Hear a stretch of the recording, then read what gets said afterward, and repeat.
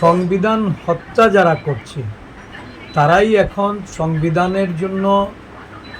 কথা বলছে, সংবিধান বাঁচানোর কথা বলছে। এটা গত কয়েকদিন আগের যে কতগুলি স্টেটমেন্ট যদি দেখেন, যে দত্তাত্রেয় হোসবেল এবং আমাদের কেন্দ্রীয় কৃষিমন্ত্রী শিবরাজ সিং চৌহান থেকে শুরু করে আমার আসামের মুখ্যমন্ত্রী হিমন্ত বিশ্ব শর্মা, এরা সকলেই সংবিধানের প্রিএম্বল থেকে সেকুলারিটি এবং সোশ্যালিজম এই দুটি শব্দকে এরা তুলে দেওয়ার জন্য এদের দাবি জানাচ্ছে। এরা এই বিষয়ের উপর আলোচনা করছে। ভারতবর্ষ পরম্পরাগতভাবে একটা আমাদের যে ধর্মনিরপেক্ষতা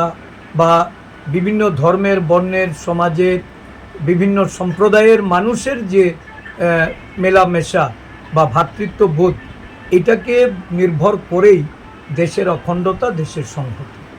শান্তি সম্প্রীতি বজায় রেখে আমরা এই সমানতার কথাটাই আজকে সারা দেশ জুড়ে সমস্ত জাতি গোষ্ঠীর মানুষের অধিকার লব্ধ করার জন্য ভারতীয় জাতীয় কংগ্রেস বলছে। আর যারা এই বিষয়গুলিকে তুলে দিতে চাইছে, যারা সংরক্ষণের মান্যতা রাখতে চাইছে না, যারা সংবিধানকে পাল্টে মনুস্মৃতি লাগু করতে চাইছে, তারা আজকে সংবিধান হত্যা হয়েছে বলে যারা সংবিধান হত্যা দিবস পালন করছে, আমি বুঝতে পারছি না, এটা তো ভূতের মুখে রাম নাম। যারা সংবিধানকে হত্যা করছে তারাই এখন সংবিধান বাঁচানোর জন্য সংবিধান হত্যা দিবস 50 বছর আগে জরুরি অবস্থা চলাকালীন সময়ে সংবিধানকে যদি কোথাও যদি সেখানে হত্যা করার যদি কোনো প্রয়াস থাকে, তাহলে ওই সময়কালেই আমরা দেখেছি এই ধর্মনিরপেক্ষতা এবং সমানতা এই দুটো বিষয় এর সঙ্গে যুক্ত হয়েছিল, যেটা 1975 সালে। তাহলে বলতে হবে যে